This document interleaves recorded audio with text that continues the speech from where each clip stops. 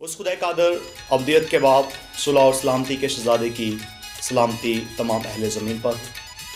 ये बात अटल और हर तरह से कबूल करने के लायक है कि यीशु मसीह वापस आएंगे और अपने तमाम बरगज़ीदों को अपने साथ ले जाएंगे। यूहन्ना रसूल की मार्फत लिखी गई अंजील मुक़द्दस उसका 14वां बाब और उसकी 3री आयत में यूँ लिखा है, अगर मैं जाकर तुम्हारे लिए जगह तैयार करूँ तो फिर आकर तुम्हें अपने साथ ले जाऊँगा, जहाँ मैं हूँ तुम भी हो। ये एक ऐसा खूबसूरत वादा है जो यीशु मसीह के अलावा किसी और ने नहीं किया, ना किसी अंबिया ने, ना किसी पैगंबर ने, ना किसी रसूल ने। उसकी बादशाही में दाखिल होने के लिए अपने गुनाहों से तौबा करना बहुत ज़रूरी है। अंजील मुक़द्दस में यीशु मसीह ने फरमाया, तौबा करो क्योंकि आसमान की बादशाही नज़दीक है।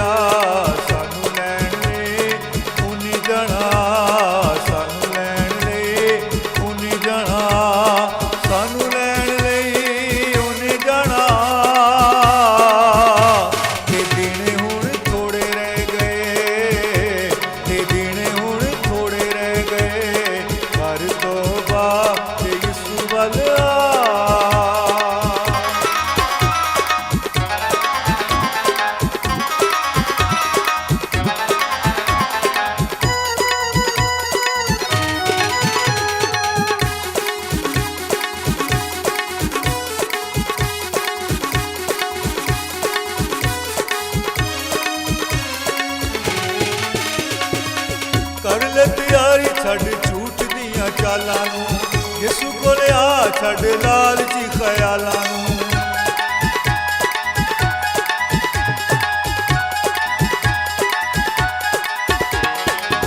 कर ले तैयारी छड़ झूठ दियां चालां नूं, यीशु कोले आ छड़ लालची ख्यालां नूं। रोटी जिंदगी दी ओदे कोलों खा, रोटी जिंदगी दी ओदे कोलों खा।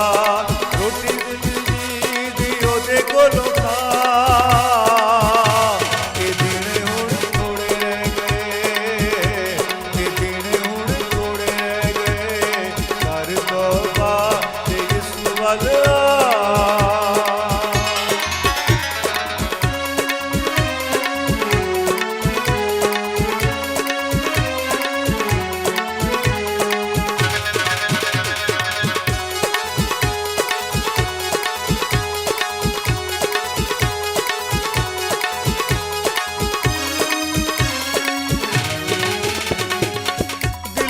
घर विच रब दे आओ, ओदियां सिफतां सब नूं सुनाओ।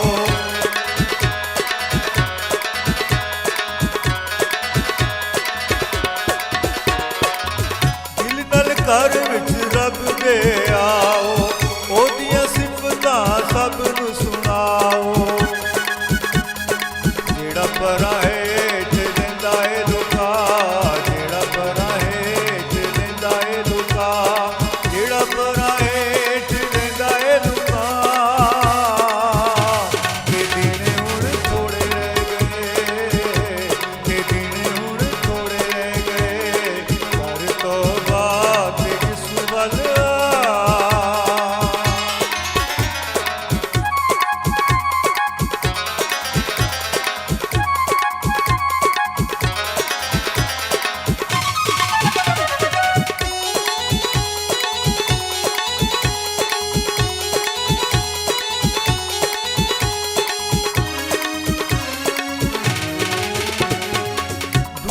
माल सब इत्थे रह जाना है, चंगिया वाला फर्की कम तेरे आना है।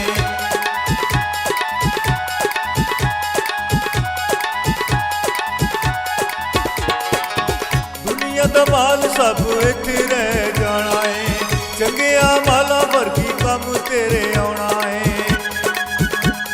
तेनू शाफी